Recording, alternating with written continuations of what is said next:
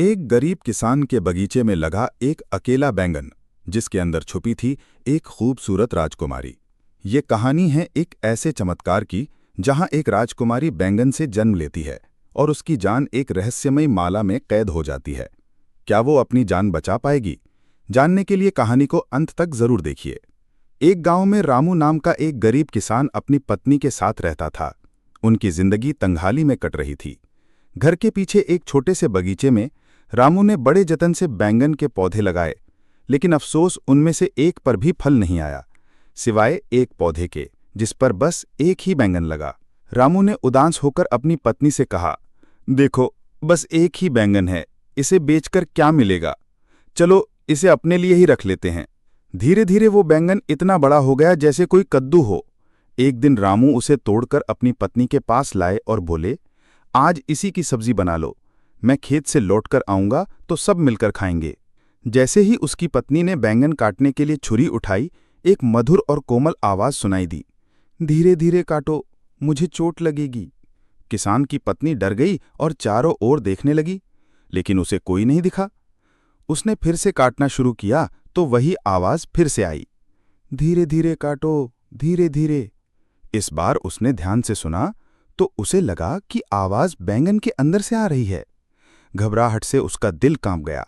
वो बैंगन को वहीं छोड़कर खेत की ओर भागी। रामू ने अपनी पत्नी को भागते हुए आते देखा और पूछा, अरे क्या हुआ, ऐसे क्यों भाग रही हो? पत्नी ने रोते हुए सारी बात बताई। रामू को यकीन नहीं हुआ और वो अपनी पत्नी को भ्रम में बताकर घर ले आया। जैसे ही पत्नी ने फिर से छुरी उठाई, वही आवाज आई, धीरे धीरे काटो। अब तो रामू भी हैरान हो गया। उसने अपनी पत्नी से कहा, तुम डर मत, इसे धीरे से काटो। पत्नी ने बैंगन को बहुत सावधानी से काटा। जैसे ही बैंगन 2 टुकड़ों में कटा, उसके अंदर से एक बहुत ही खूबसूरत दिव्य लड़की बाहर निकली। रामू और उसकी पत्नी दोनों आश्चर्यचकित रह गए। उनकी खुशी का ठिकाना न रहा। किसान की पत्नी बोली, ईश्वर ने हमारी सुन ली, हमारे कोई बेटी नहीं थी, अब इसे हम अपनी बेटी बनाकर रखेंगे। रामू ने कहा, लेकिन हम तो अपना पेट भी मुश्किल से भर पाते हैं, इसे क्या खिलाएंगे? पत्नी ने कहा, चिंता मत करो, जो हम खाते हैं वही इसे भी खिलाएंगे। क्योंकि वो लड़की बैंगन से निकली थी, उन्होंने उसका नाम बैंगनती रखा। बैंगनती को भी अपना परिवार पाकर बहुत खुशी हुई। साल बीतते गए और बैंगनती एक जवान, बेहद खूबसूरत लड़की बन गई। एक दिन जब वो अपने पिता के साथ खेत में काम करवा रही थी, उसी राज्य का राजा शिकार के लिए उस रास्ते से गुजर रहा था। राजा ने बैंगनती को देखा और उसकी सुंदरता से मंत्रमुग्ध हो गया। उन्होंने तुरंत अपने एक सिपाही से पूछा, ये इतनी खूबसूरत लड़की कौन है? सिपाही ने बताया, महाराज, ये उस गरीब किसान की बेटी है। राजा वापस महल लौट आए, लेकिन उनके मन से बैंगनती की छवि नहीं जा रही थी। उन्होंने बैंगनती से शादी करने का फैसला कर लिया। उन्होंने रामू को अपने दरबार में बुलाया और कहा, मैं आपकी बेटी से शादी करना चाहता हूं। किसान ने विनम्रता से सारी सच्चाई बताई कि बैंगनती उनकी असली बेटी नहीं है। राजा ने कहा, कोई बात नहीं, मैं उसकी सुंदरता से बहुत प्रभावित हूं और उसे अपनी रानी बनाना चाहता हूं। ये सुनकर रामू की खुशी का ठिकाना ना रहा। वो तुरंत घर गया और अपनी पत्नी को ये खुशखबरी सुनाई। दोनों ने पूरे मन से अपनी बेटी को रानी बनने की तैयारी करवाई। शादी का दिन आया। बैंगनती को दुल्हन की तरह सजाया गया और डोली में बिठाकर महल भेज दिया गया। अपनी बेटी को विदा करते हुए रामू और उनकी पत्नी की आंखों में आंसू थे, क्योंकि वो फिर से अकेले हो गए थे। महल में बैंगनती का जोरदार स्वागत हुआ। राजा ने उसे बैंगन सुंदरी नाम दिया। राजा की 2 और रानियां भी थीं, लेकिन राजा बैंगन सुंदरी से सबसे ज्यादा प्यार करते थे। वे अपना ज्यादातर समय बैंगन सुंदरी के साथ ही बिताते थे।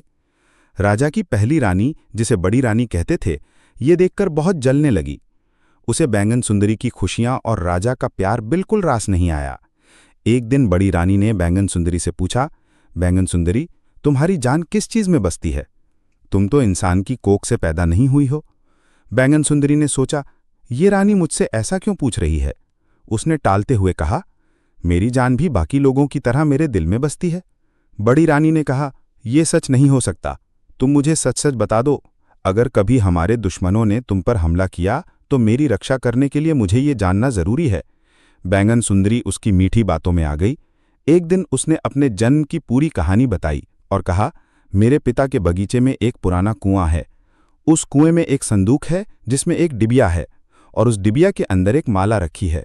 मेरी जान उसी माला में बसती है। ये जानकर बड़ी रानी बहुत खुश हो गई। उसने तुरंत एक गोताखोर को बुलाकर उसे बैंगन सुंदरी के मायके भेजा और कहा, मुझे वो डिबिया निकाल कर ला दो और इसके बदले में मैं तुम्हें 5,000 सोने की मुद्राएं दूंगी। गोताखोर कुएं में गया और डिबिया निकाल लाया। जैसे ही उसने डिबिया निकाली, बैंगन सुंदरी की तबीयत खराब होने लगी। गोताखोर ने वो डिबिया बड़ी रानी को सौंप दी, लेकिन लालची रानी ने उसे सिर्फ 1,000 मुद्राएं दी। बड़ी रानी ने डिबिया खोली और माला को निकालकर अपने गले में पहन लिया। बैंगन सुंदरी की सांसें उखड़ने लगीं और देखते ही देखते वो मृत अवस्था में आ गई। राजा को ये देखकर बहुत सदमा लगा। पूरे महल में मातम छा गया। राजा ने बैंगन सुंदरी की अंतिम इच्छा के अनुसार एक नया महल बनवाया। उसके बीच में एक सुंदर बगीचा लगवाया और बैंगन सुंदरी के शरीर को सिंहासन सहित वहीं रख दिया। महल के चारों ओर ऊंची ऊंची दीवारें बनवाईं ताकि कोई अंदर ना जा सके। राजा ने उस महल में ढेर सारा अनाज और जरूरी सामान भी रखवा दिया। राजा बैंगन सुंदरी की याद में दिन रात दुखी रहने लगे। वे रोज उस महल के चारों तरफ चक्कर लगाते। एक दिन उन्हें अंदर से किसी बच्चे के रोने की आवाज सुनाई दी। राजा हैरान होकर अंदर गए और देखा कि बैंगन सुंदरी के शरीर के पास एक बच्चा रो रहा है। राजा ने बच्चे को गोद में उठाया तो वो चुप हो गया। राजा समझ गए कि ये उनका और बैंगन सुंदरी का ही बच्चा है।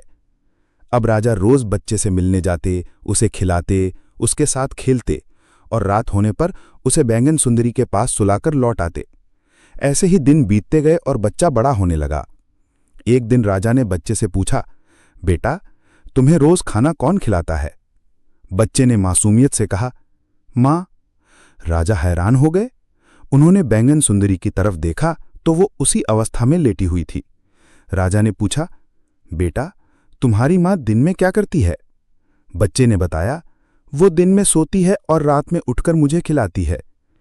राजा समझ गए कि कोई रहस्य जरूर है। उन्होंने बच्चे से कहा, बेटा, आज रात जब तुम्हारी मां जागे तो उनसे कहना कि वे मुझे सारी सच्चाई बताए। रात हुई, बैंगन सुंदरी उठी। बेटे ने राजा का संदेश दिया। बैंगन सुंदरी ने सोचा, अब सच बताने का समय आ गया है। उसने अपने बेटे से कहा, बेटा, कल जब राजा आएं तो उन्हें बताना कि बड़ी रानी ने जो माला पहनी है उसी में मेरी जान है। वो दिन में माला पहनती है इसलिए मैं सोई रहती हूं और रात में उतारकर सोती है तो मैं जाग जाती हूं। अगले दिन सुबह राजा ने बच्चे से सारी सच्चाई जानी और समझ गए कि बड़ी रानी ने जलन के कारण ये सब किया है। उन्होंने अपनी रानी को वापस लाने की योजना बनाई।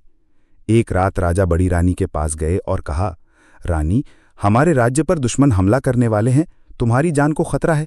मैं चाहता हूं कि कुछ समय के लिए तुम्हें एक तहखाने में छुपा दूं। बड़ी रानी को अपनी जान बहुत प्यारी थी। वो तुरंत मान गई।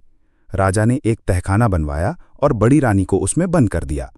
राजा ने बड़ी चतुराई से बड़ी रानी से वो माला हासिल कर ली और फौरन बैंगन सुंदरी के महल की तरफ भागे। हवा में एक अजीब सी खामोशी थी, मानो सब कुछ थम गया हो। राजा ने जैसे ही वो माला बैंगन सुंदरी के गले में पहनाई, एक चमत्कार हुआ। बैंगन सुंदरी की आंखें धीरे धीरे खुलीं। वे उठकर बैठ गईं और राजा को देखकर मुस्कुराईं। राजा ने बैंगन सुंदरी को सारी बातें बताईं और उसे वापस महल ले आए। बैंगन सुंदरी को महारानी की उपाधि दी गई। पूरे राज्य में फिर से खुशियां लौट आई। राजा ने अपने बेटे का भी राज्याभिषेक कर दिया। बड़ी रानी को तहखाने में उसकी सजा मिलती रही, जबकि बैंगन सुंदरी और राजा खुशी खुशी अपना जीवन बिताने लगे। कहते हैं, बुरा करने वाले के साथ हमेशा बुरा होता है और अच्छाई की हमेशा जीत होती है।